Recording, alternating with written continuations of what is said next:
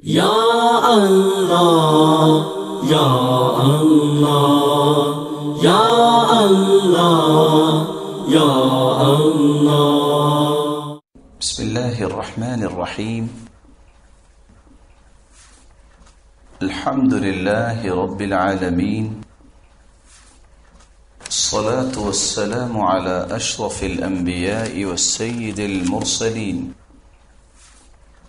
وعلى آلہ وصحبہ اجمعین،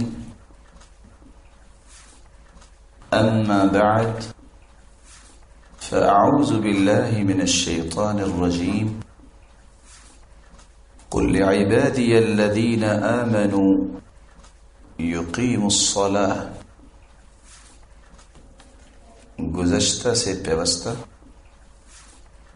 رسول اللہ صلی اللہ علیہ وسلم کا سکھایا ہوا نماز کا طریقہ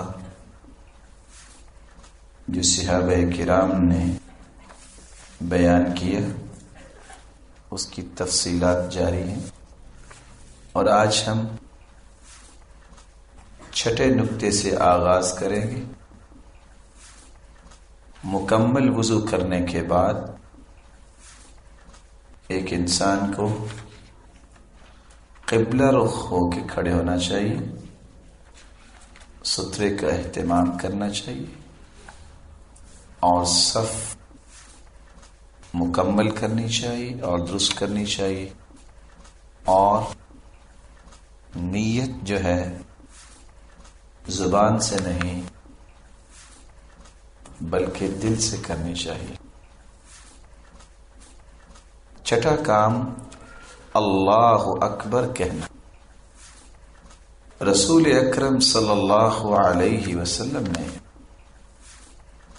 صحابہ کرام کو یہ حکم دیا۔ سیدنا ابو ہریرہ رضی اللہ تعالی عنہ روایت کی راوی ہے، اذا قمت الى الصلاة فاسبغ الوضوء ثم استقبل القبلة فكبر۔ جب تو نماز کے لیے کھڑا ہو تو پہلے مکمل وضو کر لیا کر، پھر قبلہ رخ ہو کر اللہ اکبر کہہ دیا کر۔ سیدہ عائشہ رضی اللہ تعالی عنہ سے مروی ہے، اور یہ روایت صحیح مسلم کی روایت ہے، کان رسول اللہ صلی اللہ علیہ وسلم یستفتح الصلاة بالتکبیر۔ رسول اللہ صلی اللہ علیہ وسلم نماز کو اللہ اکبر کہہ کر شروع کیا کرتے تھے۔ یہاں چونکہ دونوں روایتوں میں اذا قمت الى الصلاة، اس روایت میں بھی قیام کا لفظ آیا ہے۔ یہاں بطور نوٹ ایک حدیث صحیح بخاری کی 1117 نمبر لکھ لی جائے۔ عمران ابن حسین رضی اللہ تعالی عنہ روایت کرتے ہیں، رسول اللہ صلی اللہ علیہ وسلم نے فرمایا، صلی قائما، نماز کھڑے ہو کر پڑھو، فإن لم تستطع فقاعدا، اگر تمہارے پاس اتنی طاقت نہیں تو بیٹھ کے نماز پڑھو، فإن لم تستطع فعلى جنب، اور اگر اتنی بھی طاقت نہیں تو پہلو کے بل ہو کے نماز ادا کرو۔ اور بعض روایات میں یہ الفاظ بھی ہیں، فَأَوْمِئِ مَاءً، کھڑا ہونا، بیٹھنا، کروٹ کے بل اگر دشواری ہے، جس کیفیت میں بھی ہو اشارہ کر لو، نماز کا ثواب اور اجر پورا ہی ملے گا۔ اس کے ساتھ ایک دوسری روایت کا بھی اضافہ کر لیجئے، صلاة الرجل قاعدا نصف صلاة الرجل قائما، جو شخص صحت مند ہے، اللہ تعالیٰ نے اس کو جسمانی طور پہ کوئی ایسی عوارض نہیں ہے، وہ اگر بیٹھ کے نماز پڑھتا ہے تو اس کو کھڑے ہو کے نماز پڑھنے سے آدھا ثواب ملے گا۔ تو اس لیے طاقت ہونے کے باوجود بیٹھ کے نماز نہیں پڑھنی چاہیے اور نہ ہی اپنے اجر میں کمی کرنی چاہیے۔ ساتواں پہلو رفع یدین کرنا، دونوں ہاتھوں کو اٹھانا۔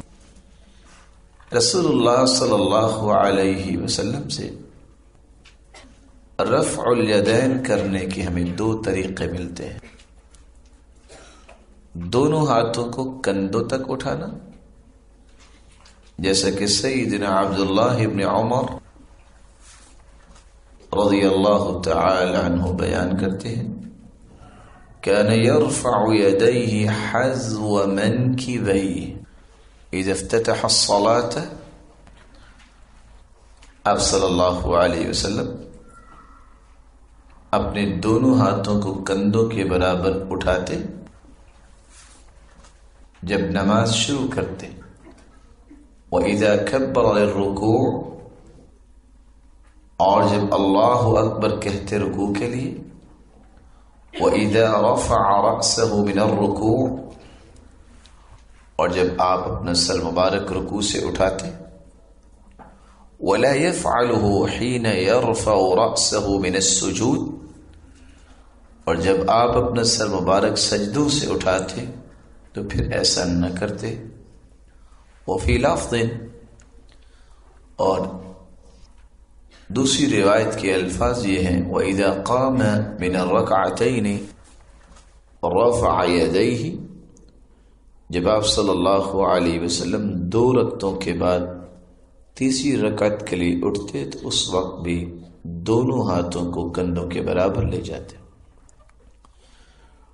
دوسرا طریقہ سیدنا مالک بن الحویرث رضی اللہ تعالی عنہ سے مروی ہے، كان اذا كبر رفع يديه حتى يحاذي بهما اذنيه۔ رسول اللہ صلی اللہ علیہ وسلم جب نماز شروع کرنے کے لیے اللہ اکبر کہتے تو دونوں ہاتھوں کو اٹھاتے، حتى يحاذي بهما اذنيه، یہاں تک کہ کانوں کے برابر، یا حتى يحاذي بهما فروع اذنيه، یا دونوں کانوں کی لو تک اٹھاتے۔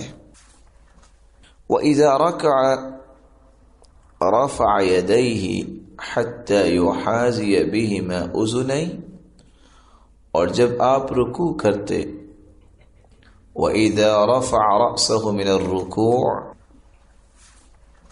اور جب آپ رکوع سے اپنا سر مبارک اٹھاتے تو ان دونوں کیفیتوں میں اپنے دونوں ہاتھوں کو کانوں کے برابر اٹھا لیا کرتے۔ رسول اکرم صلی اللہ علیہ وسلم کا یہ طریقہ کہ آپ یا تو کندھوں کے برابر اٹھاتے یا کانوں کی لو تک اٹھاتے۔ ایک تیسرا طریقہ بھی سنن ابی داود میں موجود ہے، صحیح روایت ہے کہ رسول اللہ صلی اللہ علیہ وسلم اپنے دونوں ہاتھوں کو کس طرح اٹھایا کرتے تھے۔ تو رسول اکرم صلی اللہ علیہ وسلم کے صحابی بیان کرتے ہیں کہ آپ اپنے ہاتھوں کو سینے کے برابر اٹھاتے۔ سنن ابی داود کی یہ روایت جو صحیح ہے، یہ بتانا اس لیے ضروری ہے کہ شریعت کے ان خوبصورت پہلوؤں کا تذکرہ ہو جائے جو صحیح حدیث سے ثابت ہے، کہ بعض اوقات انسان اس کیفیت میں چلا جاتا ہے کہ اس کے ہاتھ زیادہ اٹھتے ہی نہیں ہیں بیماری کی وجہ سے۔ تو رسول اکرم صلی اللہ علیہ وسلم کے نماز کے اس طریقے کو پڑھنے کے بعد یہ اندازہ بھی آپ کو ہوگا کہ کس کس جگہ اللہ تعالیٰ نے آسانی کے خوبصورت پہلو رکھے ہیں۔ ہاتھ اٹھاتے وقت اور اللہ اکبر کہتے وقت آپ صلی اللہ علیہ وسلم کا جو طریقہ رہا ہے وہ بھی اللہ کے رسول صلی اللہ علیہ وسلم نے امت کو 3 طریقے دیے. پہلا طریقہ یہ ہے ایک ہی وقت میں تکبیر کہنا اور ہاتھ اٹھانا. سیدنا عبداللہ ابن عمر رضی اللہ تعالی عنہ بیان کرتے ہیں رأيت النبي صلى الله عليه وسلم افتتح التكبير في الصلاة فرفع يديه حين يكبر حتى يجعلهما حذو منكبيه. میں نے رسول اللہ صلی اللہ علیہ وسلم کو دیکھا کہ جب آپ نماز شروع کرنے کے لیے اللہ اکبر کہتے تو اس وقت اپنے ہاتھ کندھوں تک اٹھاتے. تو تکبیر، اللہ اکبر اور ہاتھ اٹھانا ایک ہی وقت میں. دوسرا طریقہ پہلے ہاتھوں کو کندھوں کے برابر اٹھانا، پھر تکبیر کہنا، اللہ اکبر کہنا. سیدنا عبداللہ ابن عمر رضی اللہ تعالی عنہ بیان کرتے ہیں كان رسول الله صلی اللہ علیہ وسلم اذا قام للصلاة، رسول اللہ صلی اللہ علیہ وسلم جب نماز کے لیے کھڑے ہوتے رفع یدیہ تو دونوں ہاتھوں کو اٹھا لیتے حتی تکون بحذو منکبیہ اپنے کندھوں کے برابر، ثم کبر پھر اس کے بعد اللہ اکبر کہتے. رسول اکرم صلی اللہ علیہ وسلم کا تیسرا طریقہ اللہ اکبر پہلے کہنا، پھر دونوں ہاتھوں کو کندھوں کے برابر اٹھانا. سیدنا ابو قلابہ رضی اللہ تعالی عنہ سے مروی ہے انہ رأى مالک بن الحویرث، انہوں نے مالک بن حویرث کو دیکھا اذا صلى کبر، جب وہ نماز پڑھتے تو اللہ اکبر کہتے، ثم رفع یدی پھر اپنے دونوں ہاتھوں کو اٹھاتے. وحدث ان رسول اللہ صلی اللہ علیہ وسلم كان يفعل هكذا، اور وہ بیان کرتے تھے کہ میں نے رسول اللہ صلی اللہ علیہ وسلم کو اسی طرح کرتے ہوئے دیکھا. ان تینوں طریقوں میں دونوں ہاتھوں کو اچھی طرح کھول کر بلند کرنا چاہیے. رسول اکرم صلی اللہ علیہ وسلم کے متعلق سیدنا ابو ہریرہ رضی اللہ تعالی عنہ سے مروی ہے كان رسول اللہ صلی اللہ علیہ وسلم اذا دخل في الصلاة رفع يديه مدا. رسول اللہ صلی اللہ علیہ وسلم جب نماز میں داخل ہوتے تو اپنے دونوں ہاتھوں کو خوب لمبا کر کے بلند کرتے، واضح کر کے اٹھاتے. ہاتھوں کو اٹھانے کے بعد 8واں عمل جو ہے سینے پر ہاتھ باندھنا. رسول اکرم صلی اللہ علیہ وسلم ہاتھ اٹھانے کے بعد سینے پر ہاتھ باندھتے. طاؤس روایت کرتے ہیں کہ ان رسول اللہ صلی اللہ علیہ وسلم يضع يده اليمنى على يده اليسرى ثم يشد بهما على صدره وهو في الصلاة. رسول اکرم صلی اللہ علیہ وسلم نماز میں اپنا دایاں ہاتھ بائیں ہاتھ پہ رکھتے، پھر ان دونوں کو اپنے سینے پر مضبوطی سے باندھ دیتے. یہ سینے پر ہاتھ رکھنے کا جو طریقہ ہے اس میں بھی شریعت نے آسانی دی. اس کے بھی 3 طریقے بتائے. سیدنا وائل ابن حجر رضی اللہ تعالی عنہ بیان کرتے ہیں فنظرت الیہ، میں نے رسول اللہ صلی اللہ علیہ وسلم کو نماز پڑھتے دیکھا، فقام، آپ کھڑے ہوئے، فکبر، آپ نے اللہ اکبر کہا، ورفع یدی، آپ نے دونوں ہاتھوں کو بلند کیا، حتی حازتا بأذنی، دونوں ہاتھ یہاں تک کہ کانوں کے برابر چلے گئے، ثم وضع یدہ الیمنی علی کفہ الیسری، پھر آپ نے اپنا دایاں ہاتھ اپنی بائیں ہتھیلی پہ رکھا، والرسغ، اور کلائی پہ رکھا، والساعد، اور بازو پہ رکھا۔ ان تینوں طریقوں کو توجہ کے ساتھ سمجھیے۔ جب انسان اکیلا کھڑا ہو تو کلائی پہ، اپنی ہتھیلی پہ اپنا دایاں ہاتھ رکھ سکتا ہے، یا جوڑ پہ جوڑ رکھ سکتا ہے، کلائی پہ کلائی۔ لیکن جب انسان صف میں کھڑا ہوتا ہے تو اس کیفیت سے بسا اوقات ساتھ کھڑے ہونے والے کو تنگی ہو سکتی ہے، تو پھر دائیں ہاتھ کو الساعد، بازو پر رکھا جائے۔ وہ تین طریقے جو آپ نے ابھی سنے ہاتھ رکھنے کے، یا اللہ اکبر کہہ کر ہاتھ اٹھانے کے، اللہ اکبر، اللہ اکبر اور دونوں ہاتھ اٹھانا اکٹھے، پہلے ہاتھ اٹھائے پھر اللہ اکبر، پہلے اللہ اکبر کہا جائے۔ پھر اس کے بھی تین طریقے آپ نے دیکھے، کندھوں کے برابر، کانوں کے لو کے برابر، اور سینے کے برابر، جو سنن ابی داود کی روایت۔ یہاں اس مسئلے کی مزید وضاحت جو آپ کے لیے بہت ضروری ہے، رسول اکرم صلی اللہ علیہ وسلم صحابہ کرام کو نماز کا یہ جو طریقہ سکھا رہے تھے، اس کے متعلق ایک بہت ہی خوبصورت حدیث صحیح الجامع کی ہے،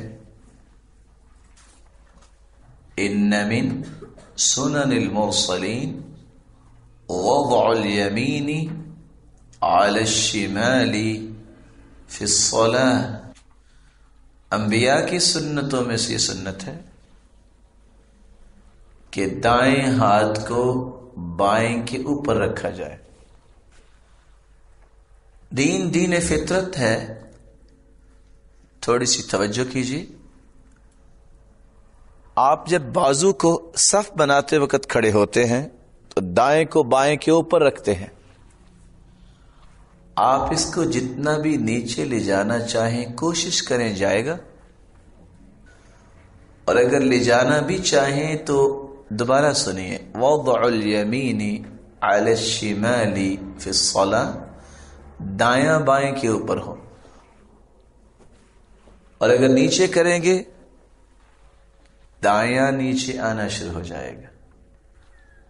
سنن ابی داود کی ایک روایت ہے عاصم بن کلیب سے، ثم وضع يده اليمنى على ظهر كفه اليسرى،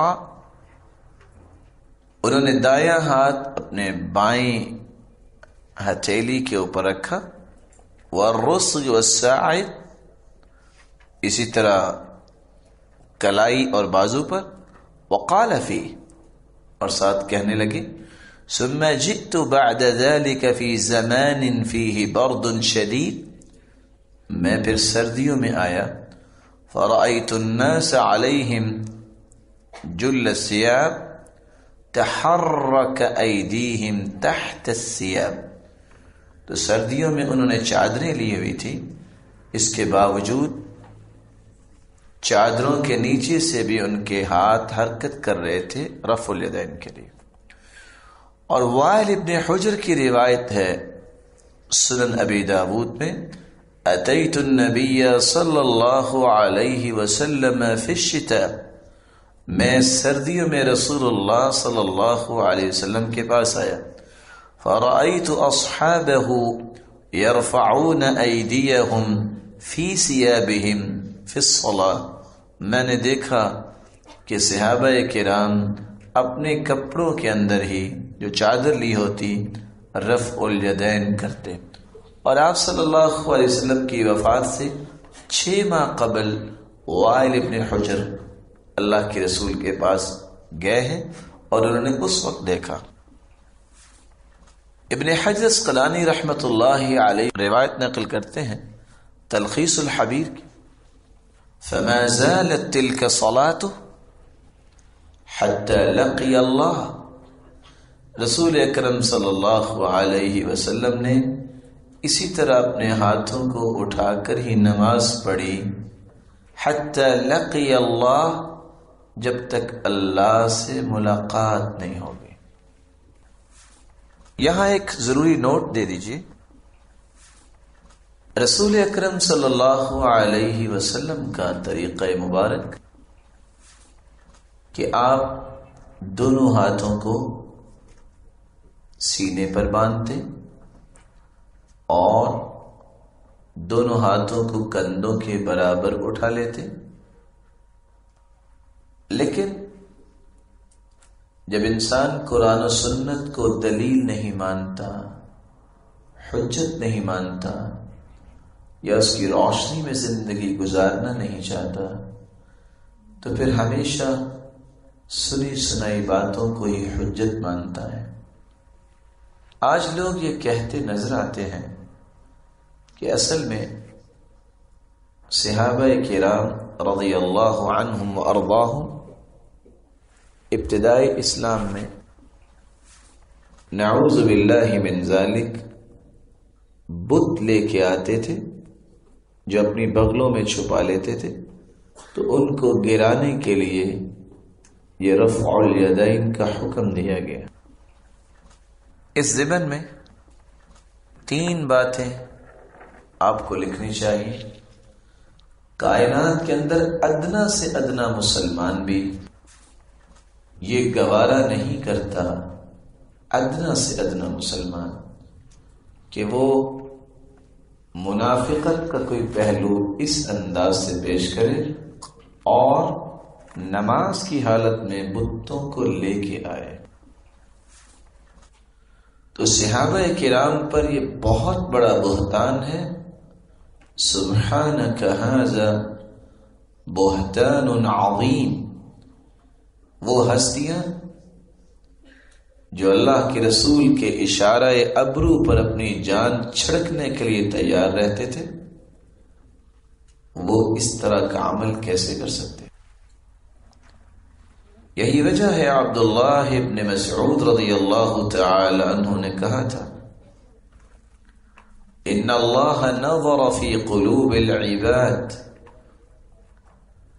فوجد قلب محمد خیر قلوب العباد. اللہ تعالیٰ نے کائنات کے دلوں کو جھانکا، سب سے خوبصورت دل محمد الرسول اللہ صلی اللہ علیہ وسلم کا پایا. فاصطفاہ لنفسہ وابتعثہ برسالتہ، تو اللہ تعالیٰ نے ان کو چن لیا، پوری کائنات کا سرتاج بنا دیا. ثم نظر في قلوب العباد بعد قلب محمد صلى الله عليه وسلم فوجد قلوب أصحابه خير قلوب العباد. اللہ تعالیٰ نے پھر دلوں کو جھانکا تو سب سے خوبصورت دل اللہ کے رسول کے صحابہ کے پائے.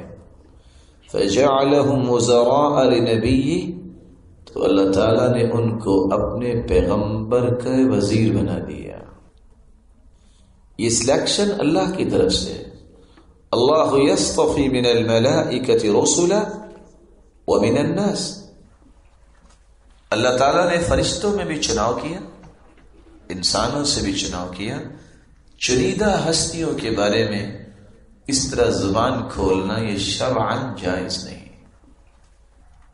صحابہ کرام کے بارے میں اس طرح کے الفاظ کسی مسلمان کو زیبا نہیں. یہی وجہ ہے کہ آج امت کا بیشتر حصہ جب غور ہی نہیں کرتا تو یہ لکھتا، پڑھتا، پڑھاتا اور بولتا نظر آتا ہے، اور سمجھ سے باہر ہے. آپ لوگ بھی عقل رکھتے ہیں، ایک لمحے کے لیے سوچئے وہ کاغذ کے بت تھے کیا؟ اور ساتھ ان کے اس وقت کوئی ایلفی کی فیکٹری بھی تھی کہ بغلوں میں لگا لیتے اور گرتے ہی نہیں تھے. تو وہ تو اللہ اکبر پہلی مرتبہ کہیں تو اس وقت ہی گر جانے تھے. وہ کیسے چھپ گئے؟ انہوں نے تو چادریں پہنی ہوتی تھی اس وقت، تو قمیض اور ہائی نیک تو بنی نہیں تھی ابھی تک، تو کیسے چھپا لیا انہوں نے؟ کوئی لاجک تو ہونا چاہیے. یہی وجہ ہے کہ صحیح بخاری کتاب الجنائز جب ہم پڑھتے ہیں اور پڑھاتے ہیں تو سوائے افسوس کے کچھ نہیں کہہ سکتے، کیونکہ اسی صحیح بخاری کی شرح لکھنے والے دنیا سے جا چکے ہیں، اس لیے ان کے بارے میں کچھ الفاظ نہیں بولے جا سکتے. وہ لکھتے ہیں کہ جب لفظ آئے اللہ کے رسول نے ایک عورت نفاس کی حالت میں فوت ہوئی، قام فی وسطها، آپ کھڑے ہوئے. کہاں کھڑے ہوئے؟ وسط کس کو کہتے ہیں؟ جس کا معنی درمیان ہے. لیکن چونکہ ان کے مذہب پہ، ان کے مسلک پہ، ان کے اسکول آف تھاٹس پہ بہت ساری ہٹ آتی، نکل نہیں، اس کا معنی وسط نہیں. شاگرد کے سوال پہ کہا کہ کل بتاؤں گا، اور دوسرے دن جب آ کے سوال کیا کہا ہاتھ اٹھاؤ. اس نے ہاتھ اٹھائے، کہا اب بتاؤ وسط کہاں ہے؟ سنت یہ ہے کہ مرد کا جنازہ ہو تو چہرے کے سامنے کھڑا ہو کے امام نماز جنازہ پڑھاتا ہے، اور عورت کا جنازہ ہو تو وسط میں کھڑا ہوتا ہے.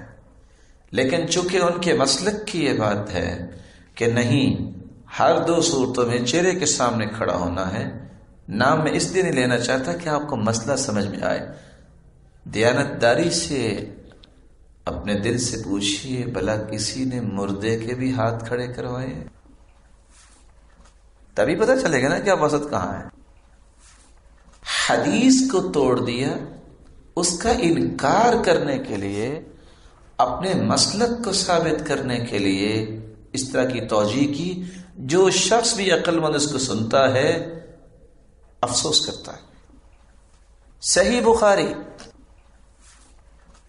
صلاۃ خسوف اور کسوف، جب سورج گرہن لگے اور جب چاند گرہن ہو تو نماز کا طریقہ یہ ہے کہ آپ تلاوت کریں، رکوع میں جائیں، اٹھ کے پھر تلاوت کریں، پھر رکوع میں چلے جائیں.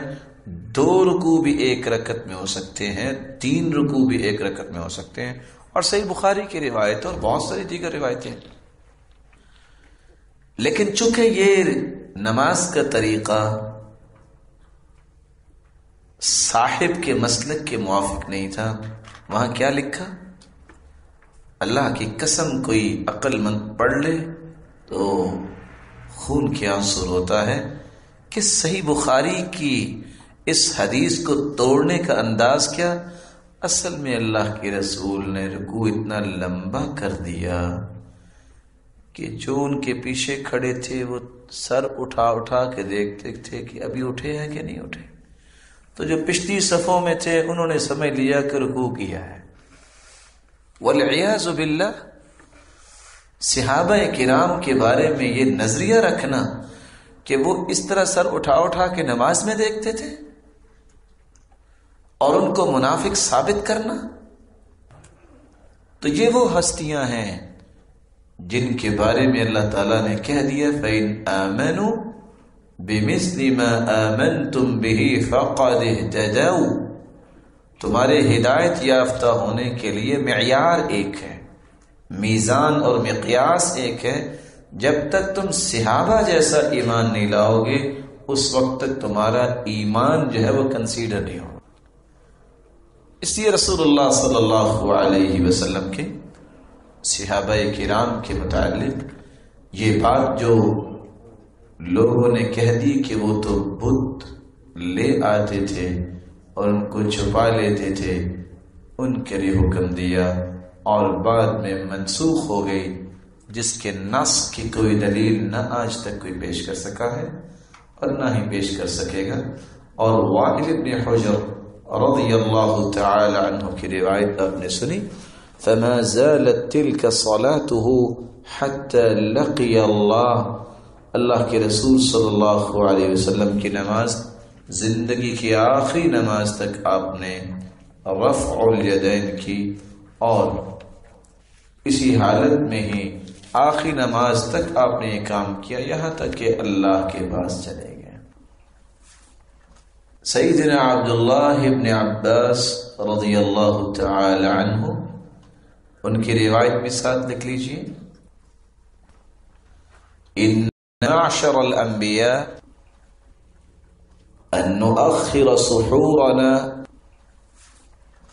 ونعجل فطورنا وأن نمسك بأيماننا على شمائلنا في صلاتنا. انبیاء کو اس بات کا حکم دیا گیا کہ ہم سحری کو لیٹ کریں اور افطاری جلدی کریں، یعنی اتنی زیادہ پہلے سحری نہ کھا لیں، اذان کے قریب قریب، اور افطاری اذان کے فوراً بعد. اور ہم اپنے دائیں ہاتھوں سے بائیں ہاتھوں کو نماز میں پکڑ لیں. سیدنا ابو الدرداء رضی اللہ تعالی عنہ سے مروی ہے، اور یہ صحیح الجامع کی روایت ہے 3038، ثلاث من اخلاق النبوہ، نبوت کے اخلاق میں سے 3 باتیں ہیں: تعجیل الافطار وتأخير السحور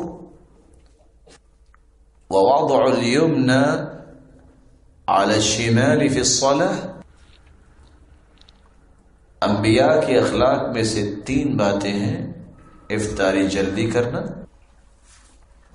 سحری تاخیر سے کرنا، اور وضع الیمنى دائیں ہاتھ کو علی الشمال فی الصلاة بائیں ہاتھ پہ رکھنا نماز میں. حلب الطائی روایت کرتے ہیں یضع هذه على صدری، اس ہاتھ کو سینے پہ رکھے. وصف یحییٰ، راوی یحییٰ نے وصف بیان کیا کیسے؟ الیمنى علی الیسرى فوق المفصل، دائیں کو بائیں پر جوڑ کے اوپر. سہل ابن سعد رضی اللہ تعالی عنہ سے مروی ہے، صحیح بخاری کی روایت ہے 740 نمبر. كان الناس يؤمرون، لوگوں کو حکم دیا جاتا ان يضع الرجل اليد اليمنى على ذراعه اليسرى في الصلاة، لوگوں کو اس بات کا حکم دیا جاتا کہ اپنا دایاں ہاتھ اپنے بائیں بازو پہ رکھیں نماز میں. ابو حاتم الرازی،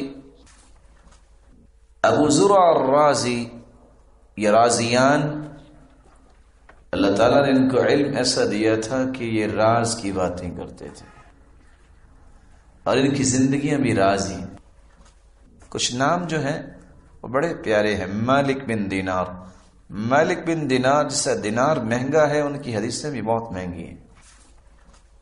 یہی وجہ ہے کہ سفیان ابن عیینہ جب حج کرنے آئے تو ایک چبوترے پہ بیٹھ کے وہ حدیث بیان کر رہے تھے، تو ایک شخص کو بڑا شوق تھا حدیث سننے کا، کہتے حدثنی حدثنی حدثنی، وہ بیان کرتے گئے. آخر کب تک؟ کہتے ہیں اب بس. انہوں نے ہاتھ کا اشارہ کیا تو وہ چبوترے سے بیٹھا نیچے گر گیا. اس نے اپنے پاؤں اور ہاتھ اس طرح ہلانے اور حرکت کرنے شروع کیے جیسے واقعتاً وہ گرا ہے اور بس وہ مہمان ہے، اور جانتے بوجھتے منہ کھولا اور جس طرح کوئی بیمار آدمی کرتا ہے اسی کیفیت میں چلا گیا۔ سفیان بن عیینہ بڑے پریشان ہوئے کہ لوگ کہیں گے کہ یہ محدث انسان، اس نے حاجی مار دیا۔ چھلانگ لگا کے نیچے گئے، کہتے ہیں الا فلتتق اللہ، اللہ سے ڈر جاؤ، کیا کر رہے ہو؟ کہتا ہے نہیں، حتی تحدثنی 100 حدیث عن الزہری و100 حدیث عن مالک بن دینار، 100 حدیثیں زہری کی سند سے، 100 حدیثیں مالک بن دینار کی سند سے سنا دو تو اٹھوں گا، مگر نہ اسی طرح پڑا رہوں گا، لوگ کہیں گے کہ حاجی مار دیا اس نے۔ ان بیچاروں کو سنانا پڑا۔ آج ضد کیا ہوتی ہے؟ میں نے پڑھنے نہیں جانا۔ وہاں ضد کیا ہے؟ 200 حدیثیں سناؤ گے تو جان چھوڑوں گا۔ ابو ذر رازی رحمت اللہ علیہ، ان کو صرف 7 لاکھ حدیثیں یاد تھیں۔ کسی نے سوال کیا ابو ذر رازی سے کہ آپ نے علم حاصل کرنے کے لیے کتنا پیدل سفر کیا؟ کہا 30,000 میل۔ اور سوال کرنے والا بھی کوئی بادشاہ ہوگا، کہتے ہیں بس؟ تو مسکرا کے کہتے ہیں ثم ترکت العد، میں نے 30,000 میل تو سفر گنا تھا، اس کے بعد پھر گننا چھوڑ دیا۔ ابو ذر رازی رحمت اللہ علیہ جب فوت ہوئے، اتفاق ایسا ہے جب ان کا آخری وقت آیا تو 3 محدث ان کے پاس موجود تھے، ابو حاتم الرازی، منذر بن شازان، ابن ورع، اور حدیث یہ کہتی ہے لقنوا موتاکم بلا الہ الا اللہ، قریب المرگ جو ہے، جو آخری سانسوں میں ہے، اس کو تلقین کرو کہ وہ لا الہ الا اللہ پڑھے۔ ومن كان آخر كلامه لا الہ الا اللہ دخل الجنہ، اور جس کی زبان پہ آخری وقت میں کلمہ جاری ہو گیا وہ جنت میں جائے گا۔ اب تینوں محدث اس سوچ میں ہے کہ اب اتنے بڑے حدیث کے ستون کو ہم کیسے کہیں؟ مقام، احترام اور مرتبہ۔ تینوں نے مشورہ کیا کہ اس کا آسان طریقہ تو پھر یہی ہے کہ ہم وہ حدیث پڑھتے ہیں جس میں من کان آخر کلامہ لا الہ الا اللہ دخل الجنہ ہے، ان کو یاد آ جائے گا۔ تو ایک شخص نے پڑھنا شروع کیا، حدثنا ابو عاصم حدثنا بندار قال حدثنا عبد الحمید بن جعفر عن صالح، محسوس کروایا کہ آگے مجھے سند نہیں آ رہی۔ دوسرے کہتے ہیں رکو میں اس کو پورا کرتا ہوں، حدثنا بندار قال حدثنا عبد الحمید بن جعفر عن صالح بن ابی عن صالح بن ابی، وہ بھی رک گئے۔ ابھی رکے ہی تھے کہ ابو ذر رازی رحمت اللہ علیہ نے آنکھیں کھول لی، کہتے اجلسونی، مجھے بٹھاؤ۔ فاجلسو، ان کو ٹیک لگا کے بٹھایا۔ کہتے ہیں یہ سند میں سناتا ہوں۔ حدثنا ابو عاصم قال اخبرنا بندار عن عبد الرحمن بن جعفر عن عبد الحمید بن جعفر عن صالح بن ابی عریب عن كثير بن مرة الحضرمي عن معاذ بن جبل رضي الله عنه قال قال رسول الله صلى الله عليه وسلم من كان آخر كلامه لا الہ الا اللہ، اتنے الفاظ پڑھے، دخل الجنہ کے الفاظ نہیں بولے، مسکرائے اور اللہ کے پاس چلے۔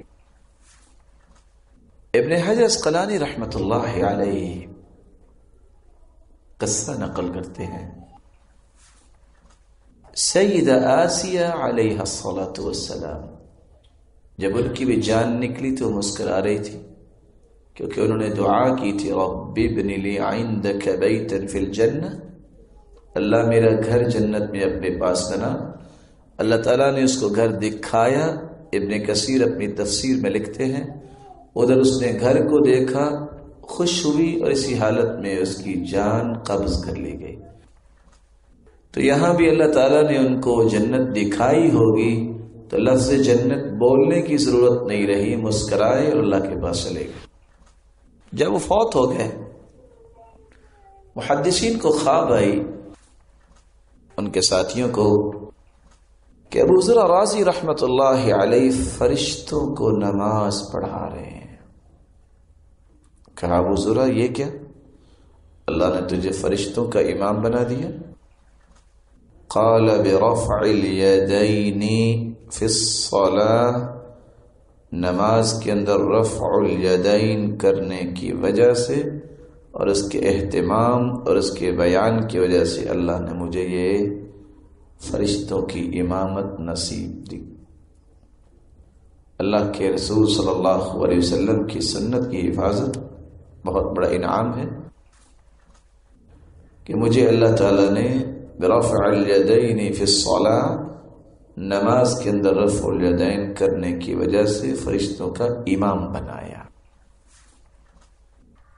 ہاتھوں کو سینے پر باندھنے کے بعد 9واں کام دعائے استفتاح۔ دعائے استفتاح کے مختلف الفاظ منقول ہیں۔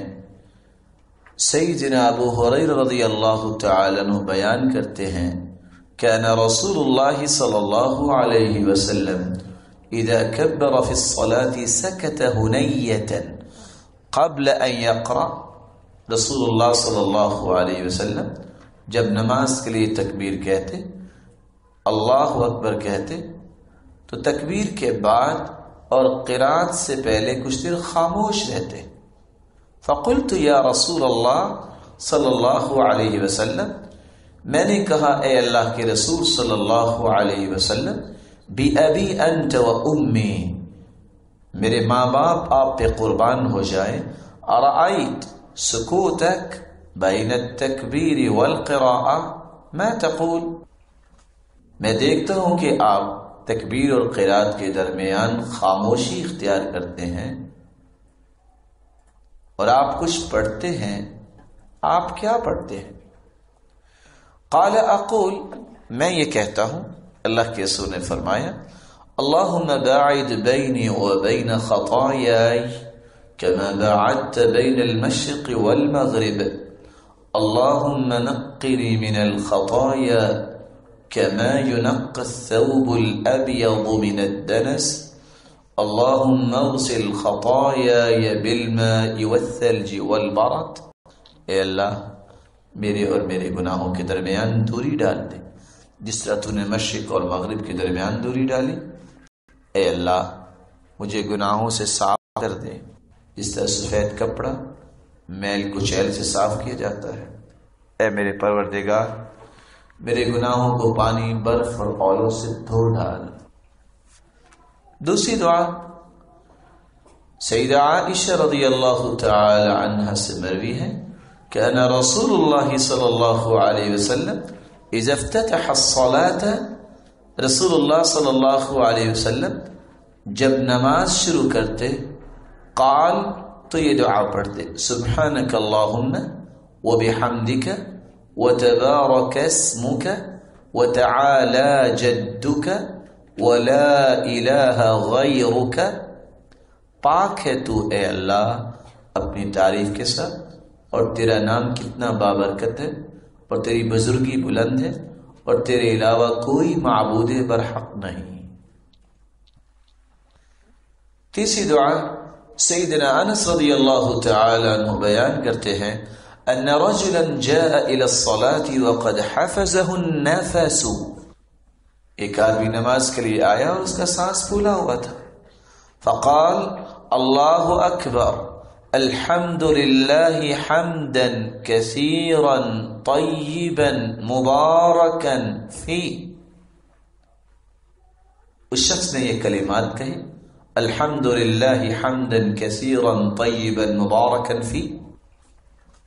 فلما قضى رسول الله صلی اللہ علیہ وسلم صلاته، جب رسول اللہ صلی اللہ علیہ وسلم نماز سے فارغ ہوئے، قال ایکم المتکلم بالکلمات، کس شخص نے یہ کلمات کہے تھے؟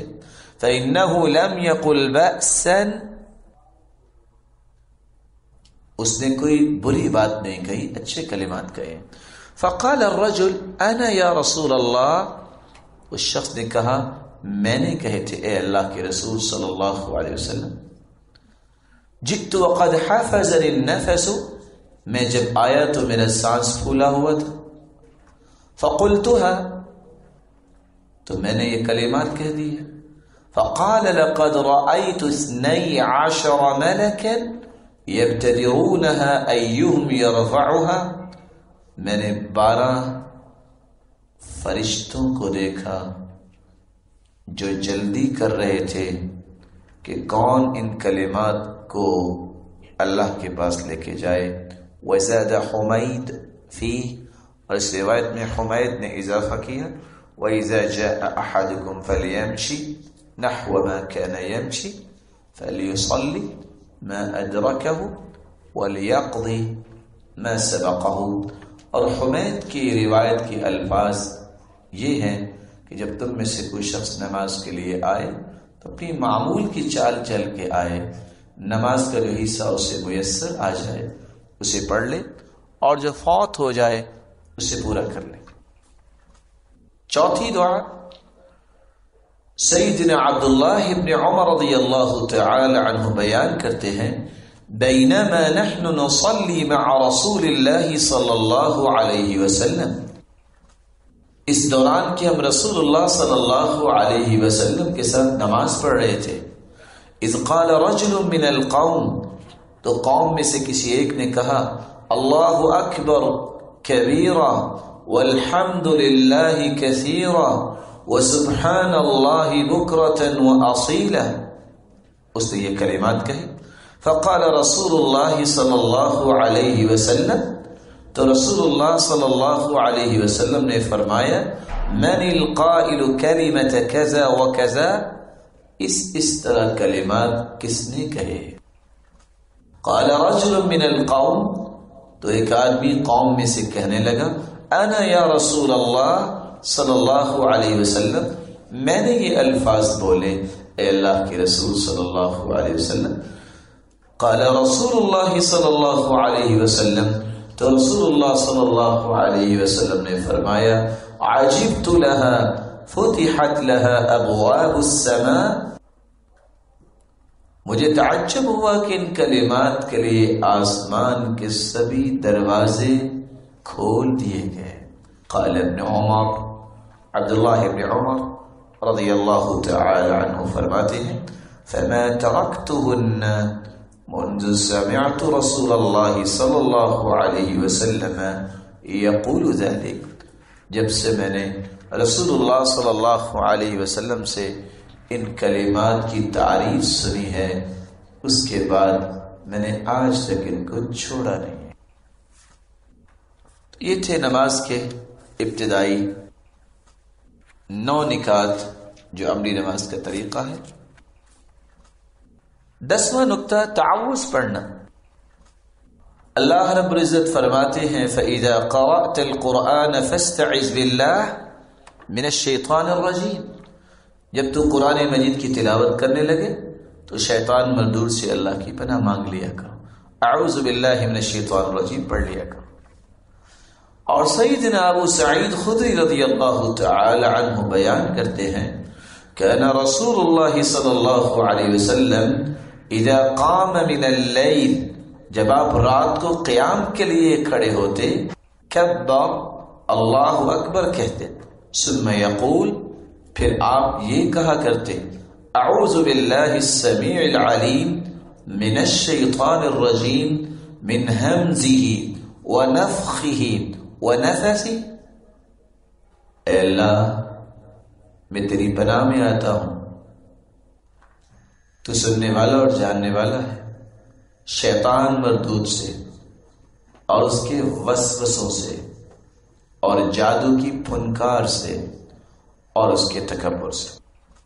اللہ رب العزت ہمیں سنت کے مطابق نماز پڑھنے کی توفیق عطا فرمائے۔ بقیہ حصہ انشاءاللہ ہم کل بیان کریں۔